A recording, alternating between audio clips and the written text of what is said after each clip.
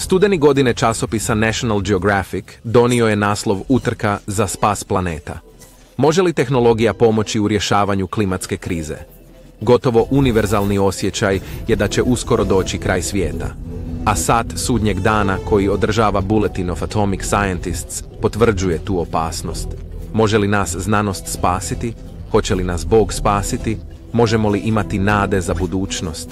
Postoji jedan izvor koji ocrtava povijest svijeta i njegovu zajamčenu budućnost, a to je ova knjiga, Sveto pismo. Od stvoritelja svemira otkriva detaljan slijed proročanskih događaja, krajnje stanje svih naroda na zemlji i ohrabrujuću budućnost čovječanstva. U današnjem programu otkrit ćemo iz Biblije dobre vijesti koje Bog sprema za čovječanstvo. Postoji novi svijet koji dolazi s povratkom Isusa Krista na ovu zemlju. On će poučiti svijet načinu života koji vodi do mira, blagostanja i obilja. I to je radosna vijest, evanđelje koje je propovijedao Isus iz Nazareta. Vjerojatno nikada niste čuli to evanđelje u vašoj lokalnoj crkvi, ali čut ćete je na ovom programu Evanđelje dobre vijesti. Ostanite s nama.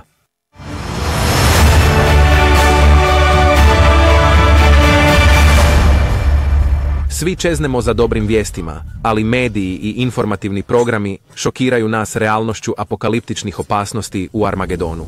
Od siječnja godine, poznati sat sudnjeg dana, Bulletin of Atomic Scientists postavio je mjeru opasnosti za naš svijet na 90 sekundi prije ponoći.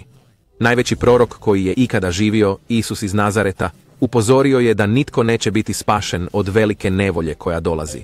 Ali također je rekao da će se, radi izabranih, ti dani skratiti. Matej 24 i stih 22. Da, spasitelj svijeta će intervenirati. On će se vratiti, kao što je rekao u Ivanu 14, stih 3, i uspostavit će svijet mira i blagostanja koji se naziva Kraljevstvo Božje. Znate li da je to evanđelje koje je on sam propovijedao? Marku 1 i 14 stih. Sada, nakon što je Ivan bio zatvoren, Isus je došao u Galileju propovijedajući evanđelje o Kraljevstvu Božjem i govoreći: ispunilo se vrijeme i približilo se Kraljevstvo Božje. Obratite se i vjerujte u evanđelje. U današnjem programu podijelit ćemo dobre vijesti otkrivene iz vaše Biblije. Ta dobra vijest uključuje novi svijet koji dolazi, što je navedeno u Hebrejima 2 i 5 retku. U Novom zavjetu vaše Biblije, engleska riječ evanđelje prevedena je s grčke riječi evangelion, koja je prema Nas Exhaustive Concordance prevedena dobra novost ili prema Tajerovom grčkom leksikonu prevedena je dobra vijest. Koja je dobra vijest koju je Isus propovijedao? Svjetske religije podučavaju mnoga takozvana evanđelja. Koje je, ako postoji pravo evanđelje? Apostol Pavao je upozorio crkvu u Korintu da prihvaća gotovo svako evanđelje. 2. Korinčanima 11, stih 2. Jer ja sam ljubomoran na tebe božanskom ljubomorom. Jer ja sam te zaručio s jednim mužem da te kao čistu djevicu prikažem Kristu. Ali bojim se da se, kao što je ova zmija prevarila Evu svojim lukavstvom, tako i vaši umovi ne pokvare od jednostavnosti koja je u Kristu. Jer ako onaj koji dolazi propovijeda drugog Isusa, kojeg mi nismo propovijedali, ili ako primite drugačiji duh koji niste primili, ili drugačije evanđelje koje niste prihvatili, možete to podnijeti. Ili kao što Niv navodi, 4. stih. Jer ako vam netko dođe i propovijeda Isusa, različitog od Isusa, kakvog smo mi propovijedali, ili ako primite drugačiji duh od duha kojeg ste primili, ili drugačije evanđelje od onoga koje ste prihvatili, lako ćete to podnijeti. Korinčani su bili toliko tolerantni i uključivi da su prihvatili lažno evanđelje. Moji prijatelji, jeste li uzeli zdravo za gotovo vjerske poruke koje su vam dane u vašoj crkvi? Bog nam preko apostola Pavla govori: sve provjeravajte, dobro se držite. Zato mi kažemo u sutrašnjem svijetu, ne vjerujte nam samo zato što nešto tvrdimo, već to dokažite iz vlastite Biblije. Ili kao što to kaže verzija kralja Jamesa, sve provjerite, čvrsto držite ono što je dobro. 1. Solunjanima 5 i stih 21. Što je onda dobra vijest koju je Isus propovijedao? Opet, kao što smo ranije pročitali u Marku 1, stihovi 14. i 15. Sada nakon što je Ivan bio u zatvoru, Isus je došao u Galileju propovijedajući evanđelje o Kraljevstvu Božjem i govoreći da se ispunilo vrijeme i da je Kraljevstvo Božje blizu, pokajte se i vjerujte u evanđelje. Ovdje vidimo 3 elementa u Isusovu navještaju. Prvo, kraljevstvo Božje. Drugo, priroda istinskog pokajanja. I treće, iskreno i nepatvoreno vjerovanje. Neki vjeruju da je kraljevstvo već ovdje i da je crkva kraljevstvo. Ali Bog s neba navješta nadolazeće kraljevstvo kojim će vladati kralj kraljeva Isus Krist. Otkrivenje 1 i stih 1. Otkrivenje Isusa Krista, kojemu je Bog dao da pokaže svojim slugama ono što se uskoro ima dogoditi. Prijatelji moji, knjiga Otkrivenja je Kristova poruka vama. Otkrivenje 1 i stih 3. Blago onome koji čita i onima koji slušaju riječi ovoga proroštva i drže ono što je u njemu napisano, jer vrijeme je blizu. Kako znamo da današnja glavna kršćanska crkva nije kraljevstvo Božje? Poruka je vrlo jasna i snažna s neba. Najava 7. trube proglašava najveći događaj u čitavoj ljudskoj povijesti. Pročitajte to u vlastitoj Bibliji. Otkrivenje 11 stih 15. Tada zatrubi 7. anđeo i začuše se jaki glasovi na nebu koji govore: kraljevstva ovoga svijeta postala su kraljevstva našega Gospodina i njegova Krista, i on će kraljevati u vijeke vjekova. To je divna vijest evanđelja. Zaračene, sebične, ugnjetavačke nacije svijeta bit će pokorene i kontrolirane od strane kralja kraljeva. Ali prvo će se narodi boriti protiv Krista koji dolazi. Otkrivenje 11. i 18. stih. Narodi su se razgnjevili i došao je tvoj gnjev i vrijeme mrtvih da im se sudi i da nagradiš svoje sluge proroke i svece i one koji se boje tvoga imena, male i velike, i uništi one koji uništavaju zemlju. Prijatelji moji, hoćete li se boriti protiv Boga? Trebate biti na Božjoj strani i radovati se na dolazećem kraljevstvu Božjem. Kao što je Isus rekao, i vi trebate vjerovati u evanđelje. Marko 1 stih 15. U prvom dijelu našeg programa vidjeli smo da je evanđelje koje je sam Isus propovjedao bilo kraljevstvo Božje. Dobra vijest je nadolazeći svijet mira i blagostanja pod kraljevstvom ili vladom Božjom kojom vladaju kralj kraljeva i gospodar gospodara. Doći će nakon velike bitke Armagedon ili kako stoji u Otkrivenju 16 stihova 14, bitke tog velikog dana svemogućeg Boga. Krist će dobiti tu bitku kao što smo vidjeli u prvom dijelu našeg programa. Otkrivenje 17:14. Ovi će narodi ratovati s janjetom i janje će ih pobijediti jer on je gospodar gospodara i kraljeva kraljevstva, a oni koji su s njima nazivaju se odabranima i vjernima, a gospodar će biti kralj nad cijelom zemljom. To je Zaharija 14 stihova 9. Kakva će vlada vladati svim narodima? Prvo, kraljevstvo ima vladara. A tko je to?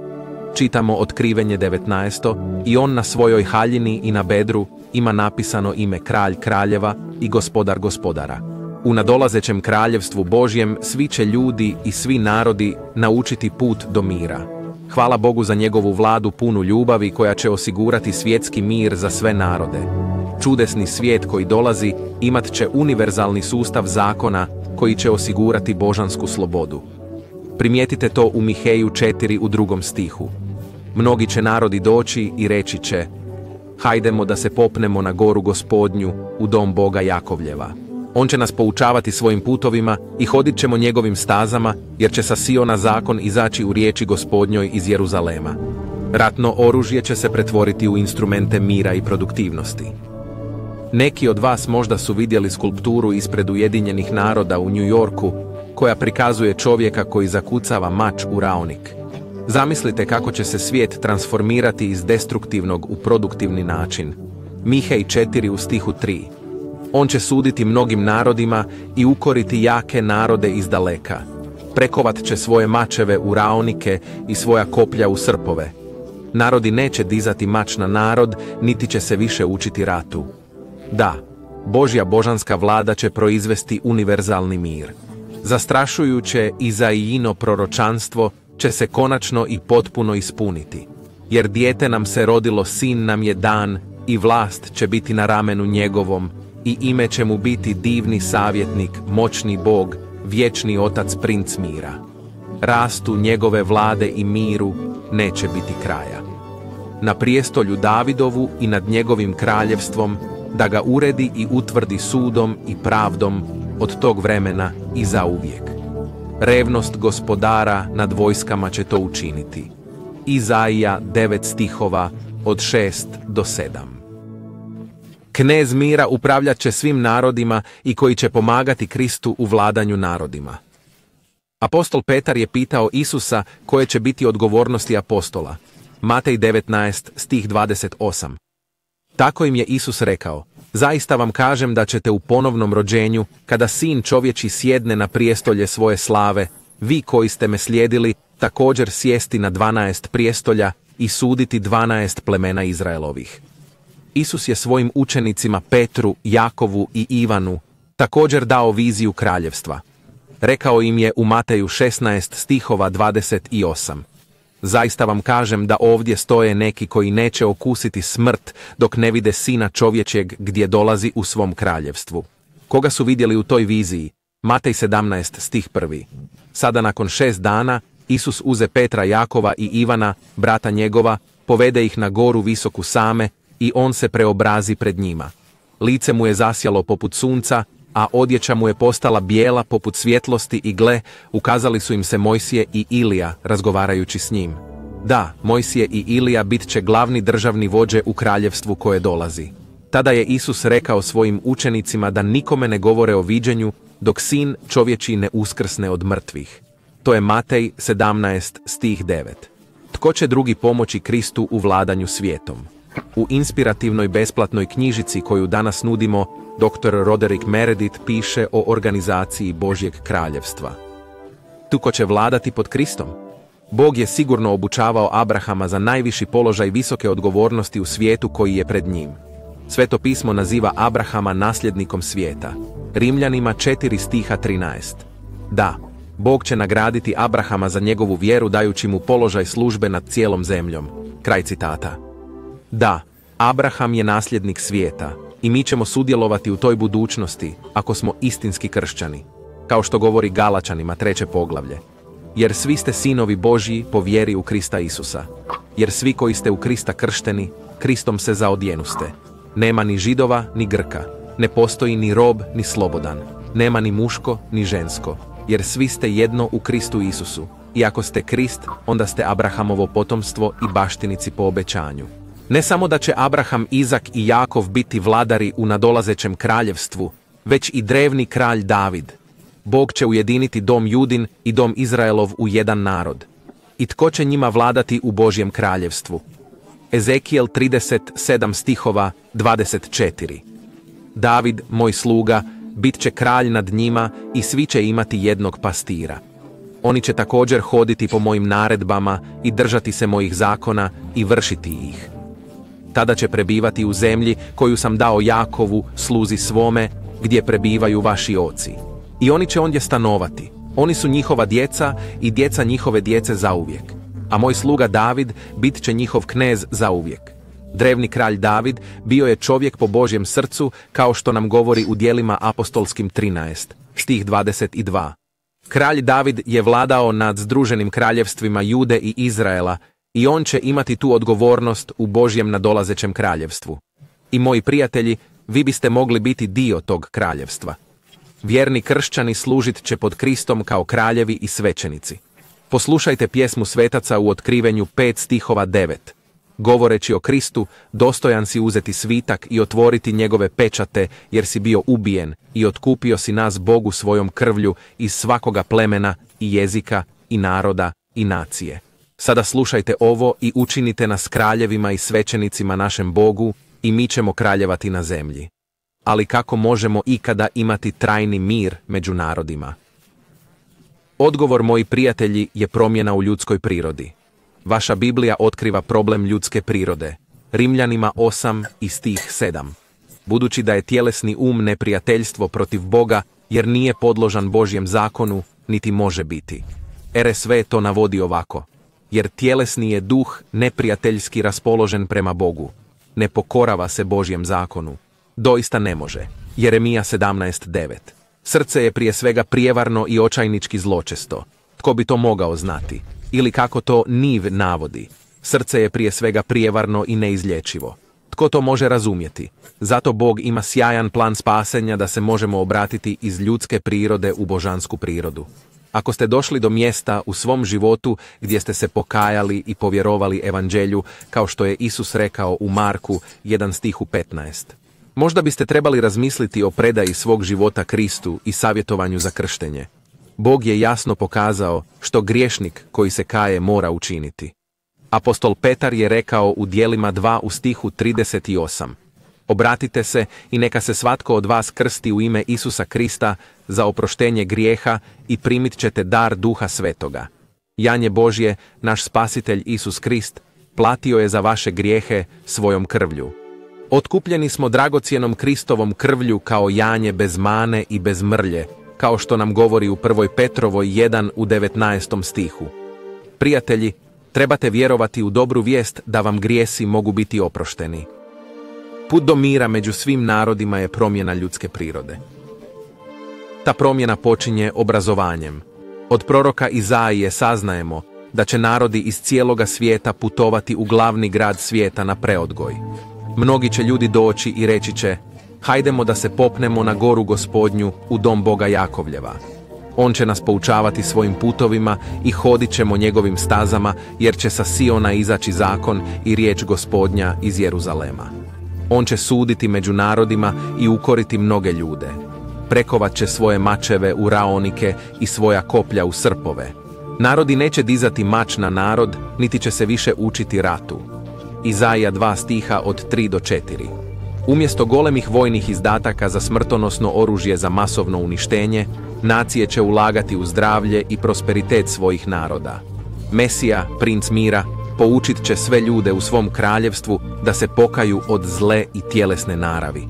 Prorok Ezekijel daje primjer budućih preživjelih iz velike nevolje. Ezekijel 36:24. Jer ja ću vas uzeti iz naroda, skupiti vas iz svih zemalja i dovesti vas u vašu zemlju. Tada ću te poškropiti čistom vodom i bit ćeš čist. Očistit ću te od sve tvoje prljavštine i od svih tvojih idola. Dat ću vam novo srce i novi duh staviti u vas. Izvadit ću kameno srce iz vašeg mesa i dat ću vam srce od mesa. Stavit ću svoj duh u vas i učinit ću da hodite po mojim zakonima i držat ćete moje presude i vršiti ih. Tada ćeš živjeti u zemlji koju sam dao tvojim očevima. Vi ćete biti moj narod, a ja ću biti vaš Bog. Da, Bog će im dati ponizno i poučljivo srce. Srce koje će naučiti samu Božju ljubav. Kao što nam govori u 1. Ivanovoj 5:3. Jer ovo je ljubav Božja da držimo njegove zapovjedi, a njegove zapovjedi nisu teške. Cijeli svijet će naučiti put do mira i pravih vrijednosti. Trebate tražiti to dolazeće kraljevstvo. Isus je naveo samu svrhu i cilj u životu. Ali tražite najprije kraljevstvo Božje i njegovu pravednost i sve će vam se ovo dodati. To je Matej 6:33. Na kraju našeg programa želio bih vam dati nadu i ohrabrenje. Dobra vijest o Božjem dolazećem kraljevstvu otkriva ulogu koju će vjerni kršćani imati u budućem svijetu. Pravi kršćani će služiti svim narodima kao kraljevi i svećenici, pomažući kralju kraljeva u ponovnom odgoju svijeta na put prave ljubavi, mira i blagostanja. Otkrivenje 20. opisuje ulogu vjernih kršćana tijekom tisućljeća. 1000 godina Kristove vladavine na zemlji. Otkrivenje 20:6. Blagoslovljen i svet onaj koji ima udjela u prvom uskrsnuću. Nad takvima druga smrt nema moći, ali oni će biti svećenici Božji i Kristovi i kraljevat će s njim 1000 godina. Moji prijatelji, vizualizirajte preobraženi svijet pod kraljem kraljeva. Nevjerojatan svijet koji je pred nama, slavno Božje kraljevstvo na zemlji, proizvest će ljepotu i produktivnost, kakve svijet nikada nije poznavao. Bog je blagoslovio zemlju zadivljujućim veličanstvenim planinama, plodnim dolinama i plodnim ravnicama. Divimo se netaknutim jezerima i uzburkanim oceanima. Cijenimo raznolikost cvijeća, biljnog svijeta, ptica, životinja i morskog svijeta. Čak će se i sama priroda životinja promijeniti. Izaija nam daje ovu tisućljetnu viziju. Izaija 11:6. I vuk će prebivati s janjetom. Leopard će leći s jarcem. Vodit će ih tele i lav i svi zajedno i malo dijete. Krava i medvjed će pasti. Mladi će njihovi zajedno ležati, a lav će jesti slamu kao vol. Dijete koje doji igrat će se kraj kobrine rupe, a dijete koje je odbijeno od sise će staviti svoju ruku u zmijovu jazbinu. Neće nauditi niti uništiti na svoj mojoj svetoj gori, jer će zemlja biti puna spoznaje Gospodnje, kao što vode prekrivaju more. Hvala vam na gledanju. Mi ovdje u Tomorrow's World snimamo ove video zapise kako bismo vam pomogli razumjeti svoj svijet kroz stranice Biblije. Dakle, ako vam je ovo pomoglo, lajkajte, podijelite i pretplatite se na naš kanal kako ne biste propustili još jedan video. A ako želite saznati više, možete zatražiti naš besplatni vodič za proučavanje Biblije, Svijet pred nama, kakav će biti. Samo kliknite vezu u opisu ispod ili naručite online na tvtv.org. Vidimo se sljedeći put.